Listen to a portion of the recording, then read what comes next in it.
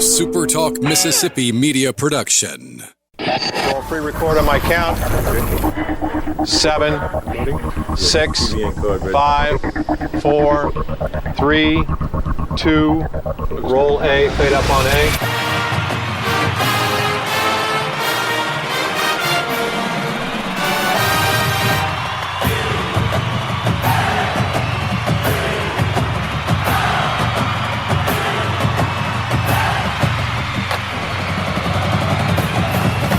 Southern Miss to the top. You're tuned in to the Eagle Hour. All right, let's go. Southern Bancorp Studio, that's where the three of us are at, Bob, Kelly, and Dima, and we're glad you're with us as well. Opening segment of our show today, sponsored by Movie Star Restaurant. You've been there a couple times, haven't you, Sandra? You're going to limit me to a couple times? Best Southern cooking buffet in the land. 6 days a week, you can enjoy that delicious comfort food. Cook fresh every day, great buffet, family owned and operated. They've been doing it for 25 years. And consistent. Oh, yeah, that's exactly. Yeah, the quality of the food, even when they had their Purvis location, the original Movie Star factory down there, food has been so good for so many years. No question. Kudos to my man, Dima Mixon. He's doing double duty here, man. He's not only going to, enlighten the show with his expertise and top training. He's over there downloading a podcast for me, and he's doing all this for the $150,000 a year we're paying him. I'm really grateful to you, Dima. Well, I've called $150,000 to something. I've called him private first class Dima Mixon today with that haircut he's got. Good looking high and tight. Yeah, that I didn't haircut. actually want it this short. I was like, can you just trim up the back and blend in the top? And she was like, sure. Just shaved off all the hair on the back of my head, and I was like, okay. She might have one of those burner accounts. That's exactly right. That's exactly what she has. Right. Thunder sticks or whoever it is. Dima's predictions will be coming Friday on the show. Oh, boy. Coach Travis Creel joins us every Wednesday. Always fun to have him on the show. Another exciting ball game last night at the Peak, Coach. A walk-off win for the Golden Eagles. And I asked you when I first got you on the phone, can you guys just take it easy on us one night? You said probably not. Yeah, this time of year, it's good teams. Our schedule ain't easy. So every team we play is going to be good. And obviously continue with conference play this weekend, and we got Tulane one more time. So should be a lot of exciting baseball. You got a little history with Tulane, don't you, Coach? Yeah, it seems like it's kind of faded. But, when I was in college, that was the biggest rival we had from a fan base and on the field. And they were obviously really good. And I feel like their fan base may have been a little more into it than it is now. But yeah, that was the rivalry back then. No question. There were some great baseball games. Kelly and I were talking about that before the show. Some great baseball history between Tulane and Southern. And when Ron Maestri was the head coach at New Orleans, the Privateers were every bit as good, as Tulane back then. It was kind of a triad of teams. Yeah, I was after Katrina, but pre-Katrina, I do remember those UNO teams being really, really good. Mm-hmm. Yeah, I remember some chippy games between Tulane and Southern Miss through the years. Coach. Oh yeah, I feel like the bench is cleared every week or every time we played them. The theme with Tulane, New Orleans, Southeastern Louisiana, all Louisiana teams. Really, that's what we hear every time that those guys are tough down there. And it's hard sometimes to get mad at them because you're not exactly sure what they say. with those Cajun accents, Well, I know what Colby Allen said. Yeah, we won't repeat that. That fired me up pretty good last night. All right, Coach, great game last night, and I don't want to single out any one player, but man, how do you not give kudos to ice cold Cross Sibley? Man, he really performed, didn't he? Yeah, Cross was huge, and we knew going into the game, they were running out 7 lefties in their lineup. He'd be a really good matchup. But yeah, I thought Cole had some bad luck in the second, and Cross came in and cleaned it up, and I think he gave us 5 1/3, which was awesome. So that was big out of him, and he's done it a lot in his career, and we needed it last night. And that's kind of unusual, Coach, for a midweek game because Coach Oz has, generally speaking, used 8 or 9 kids. What was it that made y'all decide to stick with Cross so long last night?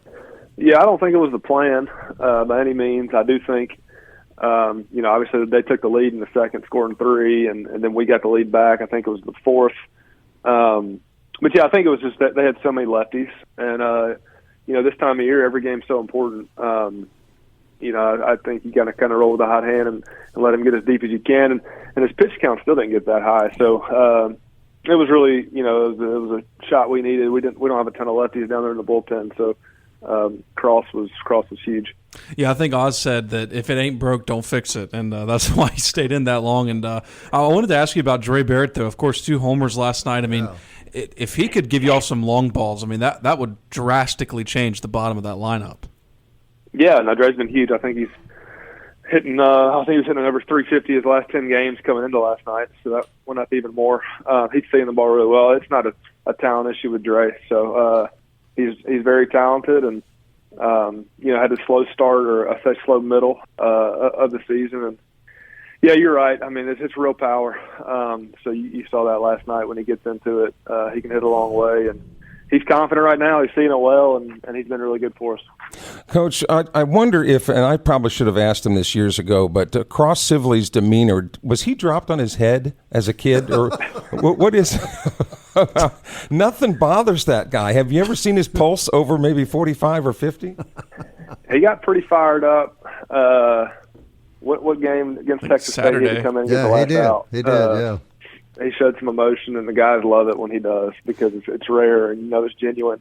So yeah, he's steady, man. That's what makes him so good. You can't get too high, can't get too low, and he's steady. And man, he was awesome last night. Going forward, and we kind of debated this for fun yesterday on the show, the designated hitter position.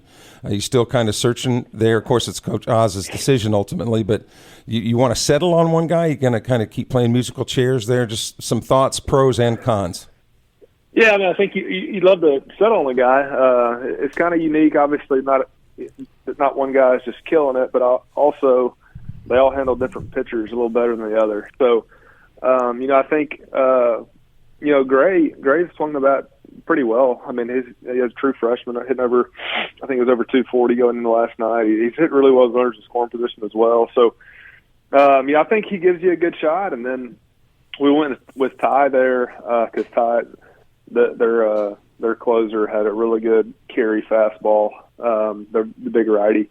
We thought Ty had the best chance there. So, yeah, it's obviously not what we want in that spot right now. But, yeah, I think we'll probably just keep playing matchups as best as we can.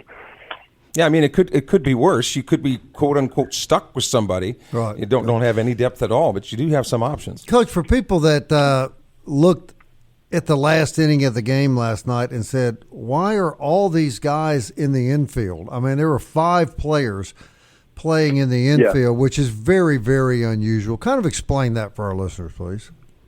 Yeah. Oh, that lefty they had in, it's a power sinker.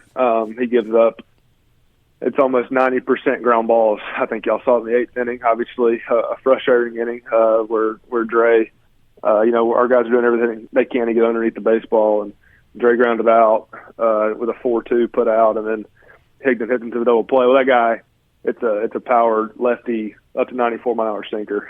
It's really hard to get underneath the baseball. So they were came up with heaters, and like I said, probably over 90% of the time, when a hitter puts the ball in play off that guy, it's a ground ball. So they were playing the odds there. I thought it was actually a brilliant move, and it just so happened for us that Kamo got beneath it.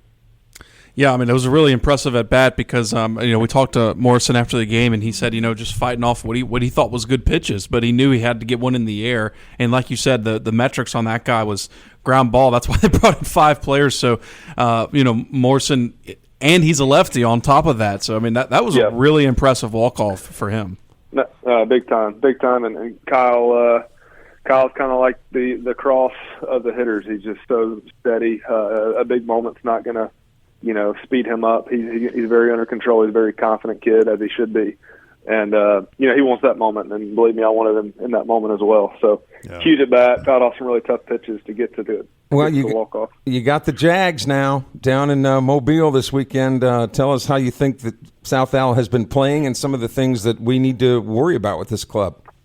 Yeah, I think they're playing much better than they have the past couple of years, for sure. I think they're a game behind us in league play, tied for 3rd.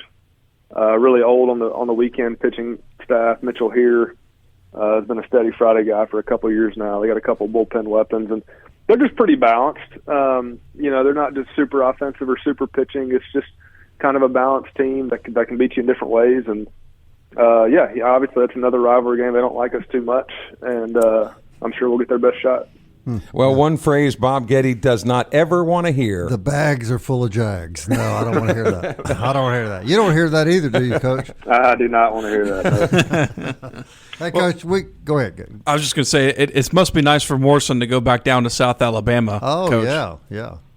Yeah, I don't know. I guess we'll see. I don't know how that'll go. But yeah, he's man. With Kyle, he's been such a good fit. Obviously, he's a good player, but he fits in with what we do, and he's been an awesome fit in the locker room.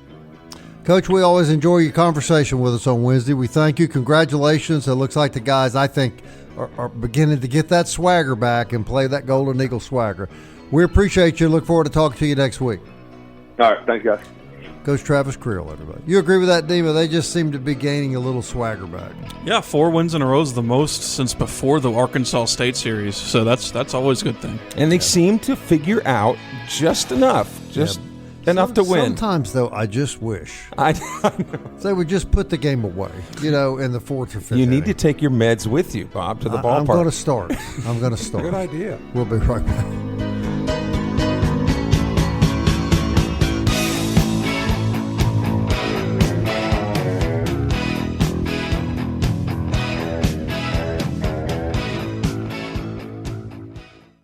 Big news from Robinson Electric Supply in Laurel. We've moved. You'll now find us directly behind our old building, right by Sawmill Animal Hospital. We're still your trusted electrical distributor, carrying everything from conduit to tape. And don't forget our full line of Milwaukee tools. Whether you're a contractor or a DIY pro, stop by the new Robinson Electric Supply at 1222 West 6th Street and see what's lighting up Laurel. Robinson Electric Supply. New location, same trusted service.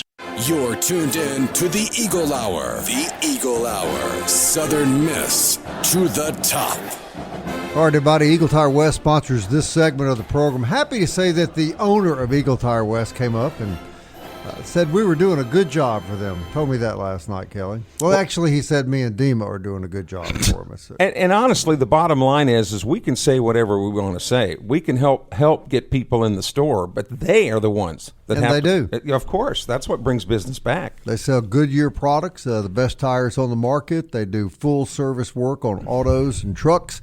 And this to me is most important. They're family owned and operated. It's a local business since 1985. Eagle Tire and Eagle Tire West. And I don't think you can overemphasize the importance of doing business locally. I mean, they help you put food on your table. You should help put food on theirs. They support the Little League baseball team out there. You know what I'm saying? Sure. They're involved in your community, and the money isn't being siphoned straight out of it. So if you got tire work or if you need new tires, please give them a shot at Eagle Tire West. Or you could go buy a new Genesis from Kevin Mullins at Genesis of Hattiesburg, Kelly. He'd probably like that. Well, yeah, but I think tires and a Genesis, price-wise, a little bit of difference. That's part of Dima's package. I heard about that. Yeah, my attorney will be in touch, by the way. Yeah, Genesis sedans and SUVs, all at the exclusive Genesis dealership, Highway 98 West in Hattiesburg. Kind of a side note, and then you guys talk about whatever you want, but Dima very graciously helps me with the podcast, and tomorrow's podcast on Legends will be with Hill Denson, so hold on. I won't even tell you some of the things he said. I'll let you hear it for yourself. Did his compensation package include gizzards? Unlimited gizzards. That he refused to do it unless I promised him it. Did y'all record it at the bridge where he's telling people to jump? He did tell them to jump off the bridge. Just go ahead. We'll be better without you, right? But this is the man that accused Scott Berry of cheating on the Eagle Hour, if you'll remember that. So, yeah, Scott doesn't pay him much attention. Anyway, I wanted to get to this point. Spent the morning with Tyrone Nix, and I know you were around during the heyday. Kind of put in perspective, that'll be released later on, but the part of football history that the Nix brothers are, Kelly. Well, first of all, I don't think that everybody understands how young he was. That's the success that he achieved. He was the youngest Division I coordinator in the history of D1 Wasn't he, football. late 20s? 29. Okay, 29. I thought so. And the numbers that he put together. And when you look at the different programs that he had coached at under the mentors, including Steve Spurrier, among them, some of the people that he coached for, Houston Nutt at Ole Miss. Exactly. Jeff Bauer, of course. I've never I've never been one. It's somebody else's job, but I've never really understood why he didn't get more of a serious look at Southern Miss. Yeah. And of course now his brother Derek has been associate head coach at Ole Miss and great, and I think he was at Auburn too. I mean, some SEC programs. Been in the SEC for a long time. Yeah. I don't know. Keep in mind, Tyrone Nix went to be the DC at South Carolina. The next year, Spurrier promoted him to associate head coach. Then Ole Miss recruits him, and the second year, Houston Nutt promotes him to associate head coach. He's currently the associate head coach at Tarleton State out in Texas. So he's been successful everywhere he's been, and you're right. You're right that no hire. Oh, really kind of hard to understand. Him or his brother. Yeah. But then you look at other things athletically that have happened over the years. You know, why, when you look back on it now, most people will acknowledge that one of the biggest mistakes the university ever did was letting go of Jeff Bauer when they did. Kay James, who has also been on Legends. Well, now, she didn't do anything but take him to 10 NCAA postseason tournaments. But they let her go, right?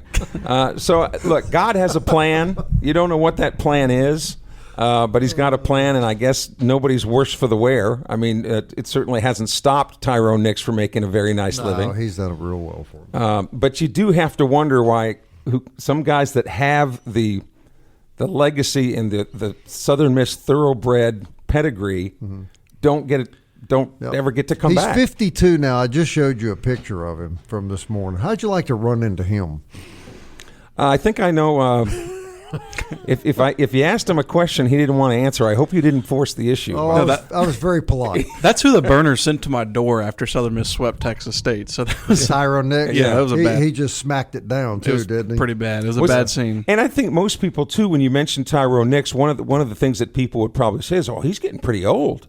It's 52. But he's not. I mean, No, he's in 52. Football perspective, 52 is not very old at all. And, of course, his brother's had a really good career coaching as well. Amazing career. And, Demon, let me ask you if you've ever heard of this. Derek Nix coached 13 years at Ole Miss. 3 different head coaches came in, and all 3 of them retained him. Pretty unusual. Yeah. Pretty impressive. Pretty impressive. He's always been a terrific recruiter. And look, as long as you can recruit, you're gonna have a job. And if you've ever been around Derek Nix, he's very impressive. He's a very impressive young man, no question. Make their father proud. Oh, yeah, absolutely. NFL draft tomorrow, Kelly, right? Yes. So who in the world are the Bengals going to get? Well, we don't have a first-round pick now. That's right. Yeah, we traded our guy to the Giants for Sexy Dexy, Dexter Lawrence, the defensive tackle.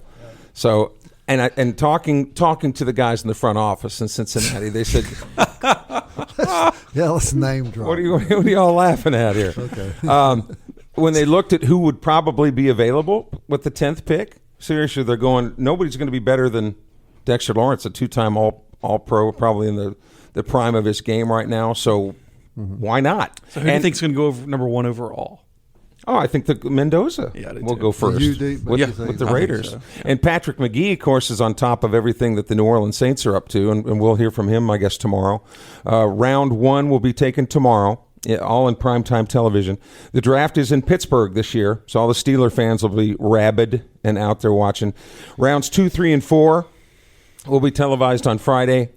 2 and 3 on Friday, and then 4, 5, 6, and 7 on Saturday. Who do the Saints take, fellas? I don't know. It looks like to me they're going to try to go for an offensive lineman or defensive tackle like they always do, which is just okay. Very exciting. It's thrilling. But it's always surprising to me when I turn on the television for the NFL draft just how many people are there. Yeah, it's shocking, isn't it? I mean, it's like almost 100,000 people there. Yeah. And you can say what you want, and we've complained. Where's it going to be? In Pittsburgh. And we've argued about how the National Football League shouldn't be playing these games in Madrid, Spain, and Mexico City and all that. But I'll tell you what, the National Football League, their marketing, man, they've got it down. And I still don't like the fact that they're playing the games internationally, but I'm going to the one that Todd Monken and the Browns are playing in against the Saints in Paris in October. Wow. He didn't invite us. Wow. Well, my daughter lives over there. You guys know that. He's something, isn't he? He's like at the front. International. Let me guess. You didn't have to pay for a ticket. Yeah, right. She paid for the ticket, your daughter? How's the Southern Miss women's golf team doing in the conference tournament. You know, the last time you went to visit that child out in Paris, you came back and really complained about she wanted to walk around and show you things. Has she maybe arranged for a golf cart or one of the little handicap things we see at Walmart for you to go? Well, since you're on the subject, she's got a new apartment, and the apartment complex doesn't have an elevator. Oh, no. And she lives on the 5th floor. Oh, my God. So she said, You're I'm going just to sleep on the street? She said, I'm looking so forward to you being here, Daddy. And I said, well, the times that I will be there, we will be at a restaurant because I will be at a hotel with an elevator. Are you kidding me? No. I'm not going to walk 5 flights of stairs three or 4 times a day. I do not believe that. Even to see your daughter? Well, she can come and see me. That's crazy. I don't believe that for one bit. That's what you call parental love. That is unbelievable. But I think with the Bobby, you would fly into Paris to see your daughter and tell her to meet you at the hotel that you're staying at. No, I would climb the steps. I would help her carry her stuff up the stairs. 5 stories, 5 floors, 3 or 4 times a day. No thanks.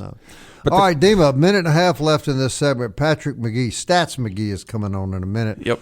Are you giving any thought to Friday in your predictions?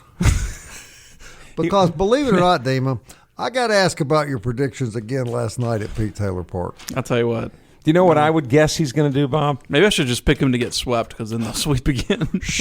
Oh, my gosh. Do you want to die? I mean, you've got a child coming, Dima.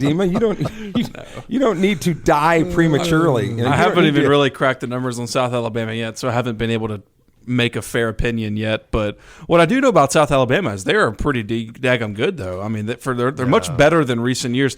Did you know that they lost the series to Coastal Carolina in Conway, but they got them to a rubber. They're one of the few conference teams to have beaten Coastal at all. They got Coastal to a rubber. They were leading the rubber match in the 9th inning.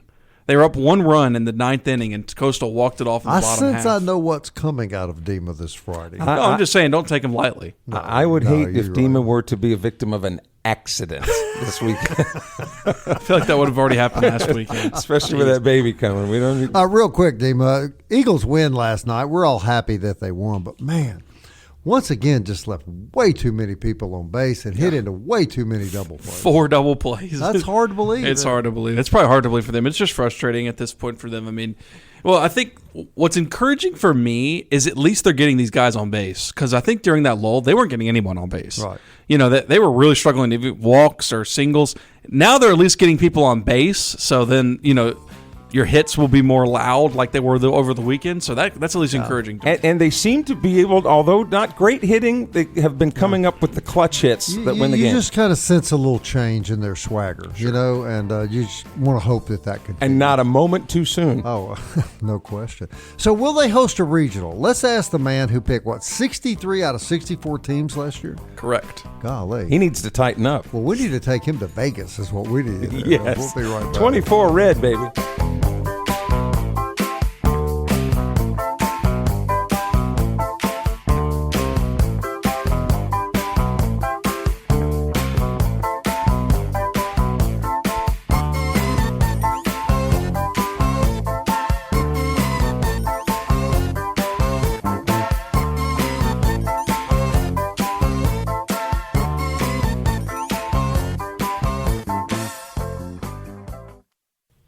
Southern Miss to the top. To the top. You're tuned in to the Eagle Hour. All right, everybody, welcome back. DBAT sponsoring this segment of the SuperTalk Eagle Hour on Hardy Street. Great training facility for adults, any sport, kids, baseball and softball. Great pro shop, wonderful facilities inside, and expert trainers to help make you the best you can be in your game. Hey, don't forget now, when Southern Miss plays Monroe here in a couple of weeks, MCS Home Center is going to be out there, and Scott Berry is going to be handing out 2,000 specially designed MCS Home Center T-shirts. On the back, and it says MCS Home Center bleeds black and gold. So that'll be before the Monroe game. Yeah, and if any point today you see Kelly Sander, tell him that he left before the show was over, because he just got up and walked out of the studio. We don't even know where he went. Sometimes that's a good thing. That's probably. Sometimes that's a really. He just said, "All right, guys, see you tomorrow." And we just looked to our right, and he just walks out. He is an enigma in the largest, and I mean that literally, the largest sense. Mm-hmm. Real quick, Forest Health reminds you, speaking of Kelly, that good health is important. That means getting an annual physical, exercising, and eating right. No, wait a minute. Well, that's not Kelly. That didn't have anything to do with Kelly. But make sure that's part of your life and make sure your health is as good as it can be. And Forest Health can help you with expert medical care closer to home. Fortunate to have them here, foresthealth.org. Patrick McGee, who we fondly refer to as the other Patrick McGee, or Stats McGee, as most people know him, has got this uncanny ability to predict things. Maybe we should, wait a second, should we do this? Uh-oh. There he is. I don't know about that. That's a step. That's a step. No, above. Patrick McGee's not a fortune teller, but he's pretty close. And so, Patrick, we talked to you last week. Golden Eagles have won 4 games since. How much have they enhanced the hosting possibility? I think it's definitely improved over the last 4 games. Certainly, I mean the RPI has gone up several spots, but I mean more importantly, the league record is improved with that sweep against Texas State. You've gone from 8-7 in the Sun Belt, obviously to 11-7. So I mean that's still not necessarily 100% ideal for a host spot, but it is better than what it was a week ago for sure. Does it concern you that now I don't want to throw shade on Tulane. They were above 500. Tulane's got a proud baseball program. But it seemed like the Golden Eagles just play to the level of competition. And I think last night was kind of an example of that. Does that concern you? Because I think you're going to agree there's not a lot of stumbling room left the rest of the stretch if you want to host your 4th regional here in the last 5 years. Yeah, I mean, you just haven't been, I guess, really offensive enough this year. And, when you get in a lot of these low-scoring games, you get in a lot of these 4-3, 5-4, 3-2 type games. I mean, a lot of those, can often become coin flip games. So, when you're not scoring a ton of runs, a lot of, sometimes you win them like last night. A lot of times, you ball on the other side to lose it. And, that can really hurt your RPI, especially with these teams you're playing down the stretch. So it is a little concerning for sure, but, I'm sure everybody is, everybody's glad that they pulled it out last night. Sure. I'm curious to hear your thoughts on Coastal because I'm sure you saw D1's predictions that came out yesterday. They had Coastal as a top 8 seed, and just looking at the RPI, they're 14 RPI, and I think they lost last night, and dropped a conference game over the weekend, and they got Texas State this weekend. I just don't know how they can make a case for that being a top 8 national seed with just their RPI and 20. I think they're 28-12. I mean, it just kind of is a little far fetched to me, Patrick. Yeah, I think so. I didn't put out a field this week. I'm going to come back and do that for the rest of the weeks. But just kind of looking at D1, they had them as the 7, and it's interesting because last year Coastal. I mean, they went 26-4 in the league, and they were, I believe, the number 13 overall host. So they weren't even really that close to getting a top 8. And, right. It just seems like their RPI is going to fall a little bit short of where it needs to be. I mean, right now they're 14 in RPI, like you said, and their remaining schedule isn't, I mean, super, I guess, are going to allow them to jump up a ton. I mean, they play those games against Texas State, but those are home games, so it's not going to jump them up a ton. They do play a game at North Carolina in a midweek, and then luckily for them, their Georgia Southern series will be on the road, so that'll help. That won't hurt them too badly, versus USM has to play Georgia Southern at home, which could hurt RPI. Yes. But I think they're still in good shape for Coastal, in really good shape for a host, just because they do lead the league by 4 games, and they do have a top 16 RPI. If you finish with a top 16 RPI and win your league, that's almost always a slam dunk host. But I think top 8, unless that RPI were to somehow come up for them, I think it seems maybe a little bit of a long shot right now. Yes, and can you explain to our listeners who maybe not know, because they're doing something different this year, probably this is the first time they've ever done this, where they're going to rank all the teams from 1 to 32, the 1s and 2 seeds. If Southern Miss, let's just say, I know D1 had them as a 16, and you said you'll come out with your field next week, but if Southern Miss is that 15, 16 seed, they're going to get, regional aspects, the 17, 18, 19th overall seed.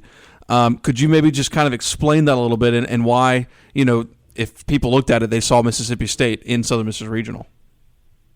Yeah, so they're trying to kind of marry that competitive balance along with the geography, which is, geography has kind of always been the the foundation, I guess, of slotting the teams where they are. They're trying to introduce some kind of competitive balance. So yeah, they're doing it by quadrants or pods this year, sort of. So hosts 13 through 16 will get a team between 17 and 20. Hosts 9 through 12 will get a team seeded 21 through 24. Hosts 5 through 8 will get a team 25 through 28, and then hosts 1 through 4 will get a team from 29 to 32. So, and they can manipulate that a little bit. I mean, if there's a team that that they seed at number 21, but there's a team that they think they geographically would be sensible to send them to in 13 to 16, they can kind of manipulate that and move that team up a spot or two to make that happen. And then also, trying to avoid, I mean, obviously you can't have multiple teams from the same league in a regional. So the seed line can be manipulated a little bit, but they're trying to, create some kind of competitive balance in those 1 and 2 seed pairings that there has not been in the past, at least to the degree that it will be now. And I know this is going to be a tedious question, but how much does it matter that Jeremy McClain is on that committee? If Southern Miss is on the bubble, I mean, it mattered to them last year. They were, I think, the only host outside of the top 20 RPI. Yeah, I think that they had a top 20 RPI last year. I think it was 17 or 18. I think it was a little bit outside the top 16. I don't remember exactly. I think it was 17 or 18. So it wasn't that far-fetched. Them and UCLA and Georgia Tech and TCU, those were kind of the two teams fighting for 4 spots. And USM and UCLA got the nod. And, yeah, I mean, it certainly doesn't hurt. I mean, we've seen that be a factor in the past. I think last year a little bit less so. There were a couple opportunities where they could have put teams in where the committee members could have helped their school. I mean, I remember I had picked Florida State last year in the top 8. They were kind of on that bump for the top 8 because their AD's on the committee, and this year he's actually the committee chair. I thought that was going to kind of push Florida State up into that top 8, and they ended up not getting a top 8. So I think 2024, I think that was potentially, they may have gone a little bit too far. And that really kind of, I think they're trying to retain some of that credibility potentially, and that started last year. But it doesn't hurt by any stretch. So for people that may not know, the projected field came out yesterday by D1, and a little surprising to me, fellas, Hattiesburg Regional with Mississippi State, the 2 seed, Purdue, and Wright State. What has transpired with Mississippi State, Patrick, that they would drop out of the hosting projections and be a number 2 seed here? That may not happen, but I'm just saying that's a projection. Sure. I mean, I think they're right on the bubble of a host. I think their RPI is not bad, but it's 18, which is a little bit outside the top 16. Their league record is pretty good, but it's not quite great. It's 10 and 8. So, I mean, right now, if the season ended today, they would be right there on the bubble. They could be in and out. I've seen, some projections have them in as a host, some don't. I mean, but you look at their schedule the rest of the way, I mean, it's going to help their RPI. I mean, they play LSU this weekend, which won't necessarily be a huge RPI series, which is kind of weird to say, but they finish, they play in the Governor's Cup really against Ole Miss.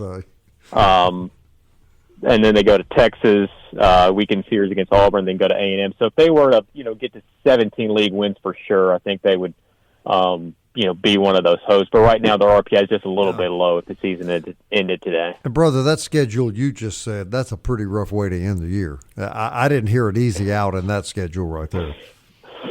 Yes, that is it's pretty tough down the stretch. So, yeah, they may not win all those games, but even if they just go 500, their RPI will go up. Yeah. All right, Patrick, we appreciate you. Can we bring you back next week and see where we stand? Yeah, that sounds good. All right, we sure appreciate you, man. Thank you for your time. All right, thank you. All right, that's Patrick McGee, as he's otherwise known, Dima, as Stats McGee. He knows what he's talking about. I don't like that regional. Yeah, well, no, I don't like that, but we'll see how it plays out. I don't like the super regional pairing. If you get out of that, here you go, UCLA on the road. I mean, that would be. Seems like we've been there before, doesn't it? Playing the number 1 team in the country. Am I not right about that? Yeah. All right, we'll be back.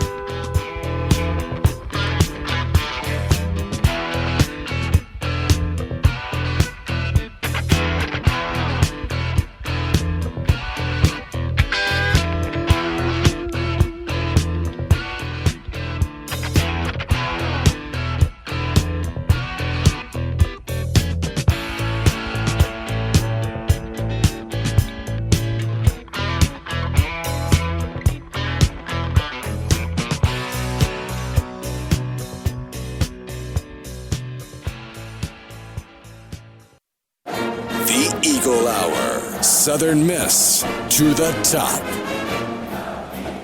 Welcome back, everybody. If you got gold and silver lying around your house, you probably know that gold and silver is very valuable these days. And if you want to sell that type of stuff and convert it into greenbacks, well, there's only one place to go. That's Jewel Masters on Highway 98 West. Jewel Masters, Marty Vick, has been doing buying and selling gold and silver longer than anyone in the Pine Belt. No one will give you a better price. No one will treat you better than the Vicks.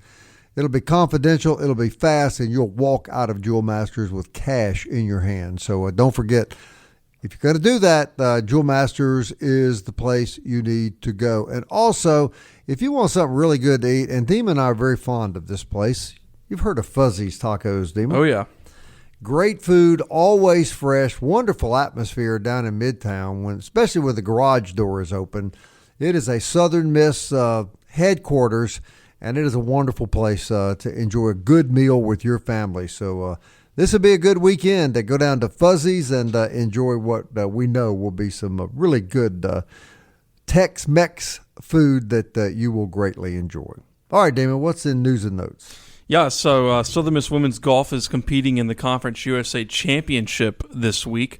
Currently, after yesterday's results, they are 7th place from 12th, in 7th place out of 12 teams. The team shot a .292, which is their lowest round the whole season. Louise Coivers -3 on the 9, so she shot a 69. Taylor Tribble shot even par, 72. Savannah Van Kalen +2 with a 74. ULM is currently sitting in first place in women's golf. Well, I'm not a golfer, but tell me something. You just said shot 69 and 72. That's really good, is it not? Yeah, I mean, I guess for them who are, obviously competing against other players who are shooting that good as well. But yeah, I mean, 69, 72, that's right on par. So. Okay, put that in perspective of the average guy that works all week but loves to play golf. Like me.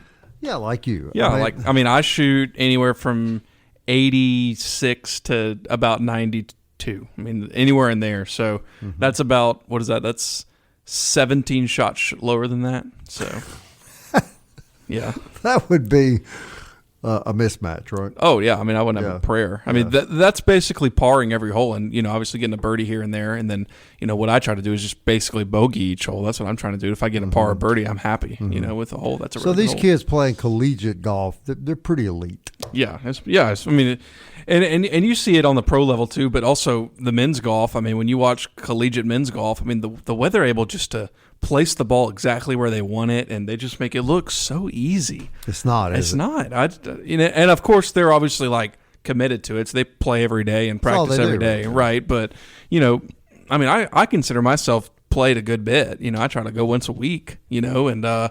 And you'll hit 6 or 7 really, really good shots, and then you'll have that one shot that just to the right or to the left, and you're like, man, and then you watch on TV, the Scotty Schefflers of the world or whoever, 5 iron, 4 feet from the pin, 6 iron, and they're 195 yards out, and they're putting it in, 4 feet from a little tiny cup. I mean, it's just crazy. Do you think when the baby arrives, the fact that you're going to get about 90 minutes of sleep a night will affect your golf game? Well, if there is a golf game, that might be a pretty hard sell, Bob.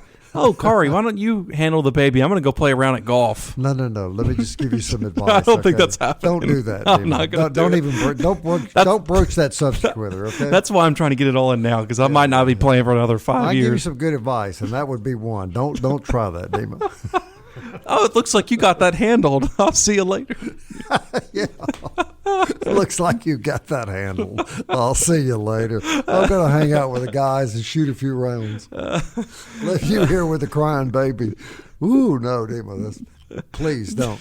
Red flag, Dima. Red You see light, this haircut, I'd be going to the Army. That's for sure. Sent off to military school. Hey, we hadn't talked about him this week. I think Kelly's going to get some softball interviews. Yes. They lost to Ole Miss last night. Came up short there, but they have another weekend series. Of course, they lost to Texas State this weekend, but they're still sitting, third place right now in the Sun Belt. So they're still in probably their best spot they've ever been. They're still having a really good year. Oh, no doubt. Yeah, and Ole Miss, I'm going to assume is they're good.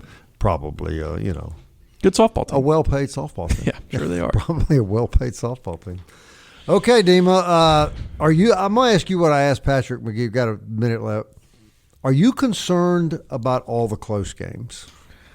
I mean, again, it's kind of just I've just kind of accepted who this team is at this point. Like, they're just not going to be an offense who's just going to go out there every night and blow whoever they play out. Yeah. I mean, we just haven't seen it. Even against, like you were talking about off air, like North Alabama. I mean, they didn't even do it against them. Mm-hmm. And that was back when they were winning all the time, you know. Mm-hmm. And so I just think I've just kind of accepted that the offense being like that. And so it really just comes down to what kind of pitching you have that weekend. If you have really good pitching like you did against Texas State, you're going to be incredibly hard to beat because the offense will get it. It's not like they're going to get shut out. You know, they're going to score 5-6 runs a game. Yeah. It's just not the 8-9 that we've been accustomed to seeing. Some of that pitching depth surfaced again last night when you bring a kid. He didn't pitch much all weekend, Cross Sibley, and comes in and was just lights out. Yeah, that was really impressive. You know, 5 1/3, I think, and no hits. I mean, that's pretty impressive. Right. All right, we still have some good baseball interviews to bring you the remainder of the week. Said Kelly's going to spend some time with the softball kids tomorrow, and want to publicize all of these sports. And real quickly, thanks to the kind words, I got quite a number leaving the baseball stadium last night, and we always appreciate the fact that people speak up to us. Yeah, I get a lot of people speaking up to me too, Bob. Especially in the last week, Dima. Yeah. Remember, Dima's predictions coming on the Friday show. That's when we need to run the Kelknack. Yeah, right.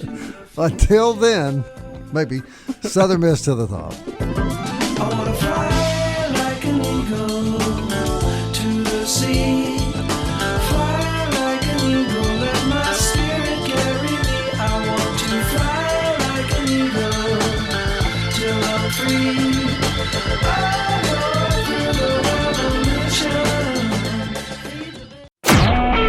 A SuperTalk Mississippi media production.